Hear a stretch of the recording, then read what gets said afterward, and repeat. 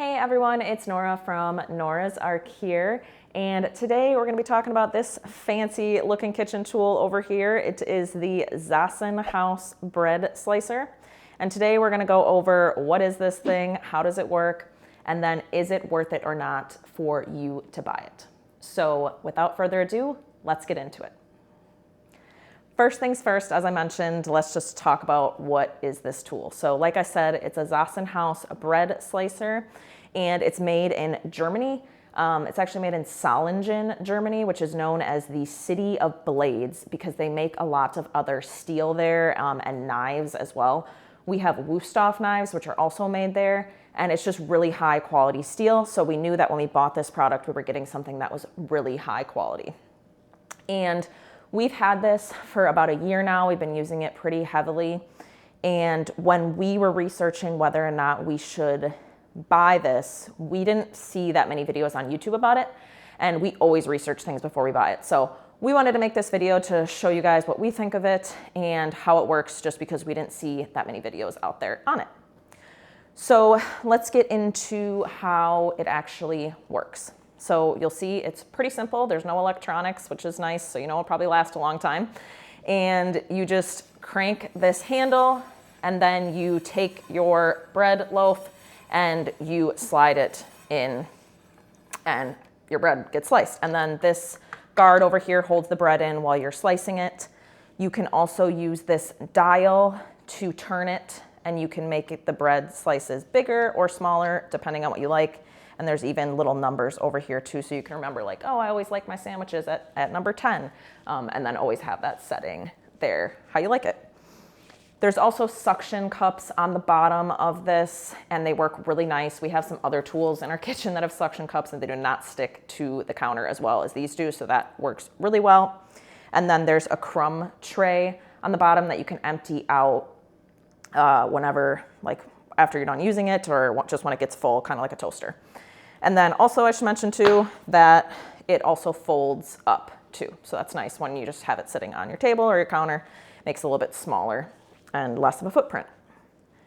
And then something else I wanted to mention about this guard over here is that some of the older models that they have like an earlier version of this bread slicer, and they all come in different colors. So that's how you can tell it's the earlier version. They don't have this guard. And we actually saw some people on YouTube who were talking about this and how it was really annoying that it didn't have the guard. And one guy even created his own like guard that he put on, so that way it was easier to slice the bread. So this version is a little bit more expensive than that older version, but we definitely think it's worth it because of having the guard. And then also this dial is a little bit different of a design as well. So we think they definitely improved some of the features on there. So it's definitely worth it to get the upgraded model if you're looking at that, but just wanted to mention that. And then like I mentioned how it's a bread slicer, right? So pretty self-explanatory what it'd be used for, slicing bread. But what I want to mention is that we saw some videos of people that were using this to slice meats. They were using it to slice cheese. They're using it to slice vegetables. We do not recommend that you do that. There's other tools out there for that. Like if you want to slice cheese, get yourself one of these wire cutters. They work really well. And if you want to slice vegetables like cucumbers or potatoes really evenly, get yourself a mandolin. Look into that. These tools work a lot better for that. And the reason that I wanted to call that out is because, I'll be honest, we're not washing this thing every time we use it because we're only using it for sandwich breads. We wouldn't even use it for something like a chocolate chip zucchini bread because that's going to get chocolate chips all over it. It's going to be a lot harder to clean. We're really only wiping this down with a wet cloth after we use it and then doing a deeper clean like every couple months. So if you use it to cut cheese or meats, then obviously you're going to want to wash it every time, and that's just not what this tool is for. So I just wanted to call that out as well. And then one more thing before we get into is it worth it or not? We've noticed that when we use this bread slicer, we get so much more even slices. We always used to use just a traditional bread knife before, and like we'd always joke that when we were cutting our sandwiches, we'd have like one piece that was like Texas toast, so it was like an inch thick, and then we would get like a thinner slice for our top. And like that's fine and everything, but it's a lot better sandwich when you can have even slices. And I also just call that out because if you do have more even slices, you're getting more out of your loaf of bread. So we find that our loaves of bread go a lot longer now that we're getting those even slices. So now that we covered the basics and we mentioned that, let's get into if this tool is worth it or not.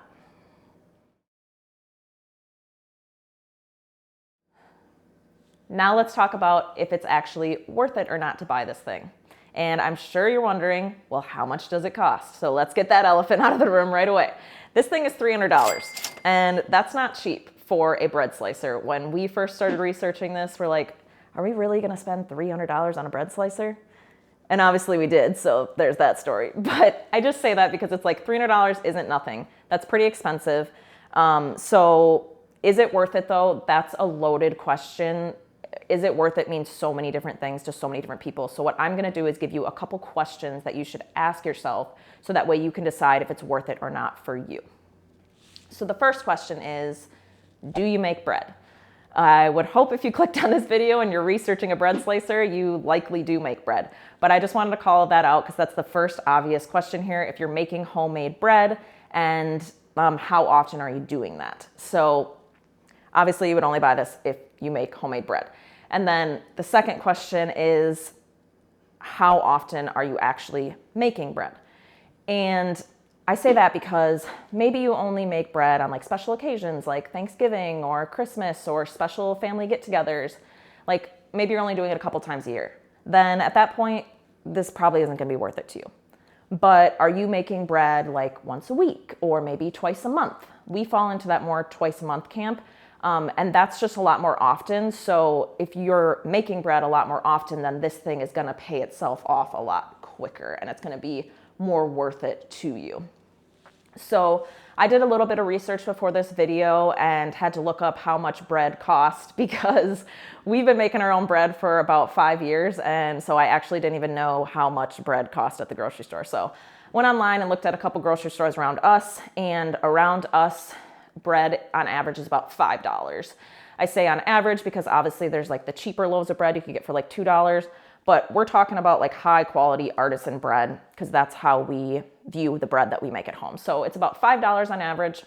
So if you think about that, this thing costs $300, it's $5 per loaf, then in about 60 weeks, this thing's gonna pay for itself. That comes out to about a year and 2 months, which really isn't that bad. This tool is really high quality and I see it lasting at least 10 years. So this thing pretty much has already paid itself off for us because we bought it about a year ago. So that's the second question I would ask yourself. And then the third question I would ask yourself is, do you value high quality tools? So we really do in our household, and we look at tools as investments. It's gonna make the work that we do easier. We always say work smarter, not harder, and tools help you do that. Or we also say have the right tool for the right job. And so we look at this as an investment, and pretty much a lot of the tools that we have in our kitchen are a little bit more pricey, but we look at them as they're gonna last a lot longer. So we're not gonna have to keep on buying something that's cheaper over and over more often. We can pay for something that's more expensive, look at it as an investment because it's gonna last us 10 years at least. So that's how we look at this, is that it's an investment. So you have to ask yourself, like, do you look at kitchen tools the same way that we do? And also just wanted to mention too, like, we're spending every day in the kitchen cooking. So that's why we look at kitchen tools as an investment for us personally. So those are the 3 questions that I would ask yourself if you're trying to decide if this tool is worth it or not for you. And then one more thing that I just want to mention is, like, if you just started getting into making bread, maybe this is your first year, I actually wouldn't recommend buying this right away. What I would recommend buying first is a high quality bread knife, because this thing works really well. We had one for like the first 4 years of us making bread, and we use this all the time. And you're gonna want that because you're gonna use it for like when you cut your loaf in half before you even slice it on the slicer, and you're gonna use it for things like when you make that zucchini chocolate chip bread and you need something to cut it because you don't wanna put it on here and make a big mess. So that's what I would say if you're like just got into making bread, and then maybe see if like after a year or so, like, hey, how often do I make bread? Do I really like doing this? Do I want to invest in a tool like this? But if you've been making bread for a while and you've been thinking about it, I would say that this is definitely worth it and you should get it. But all in all, like I said, when we first started researching this tool, we couldn't find that much information on it. So if you are researching this and you found this video helpful, make sure to give it a thumbs up and make sure to subscribe to our channel to stay up to date on the rest of our videos. And now, after talking about all of this bread, we are getting hungry, so we're gonna make some sandwiches.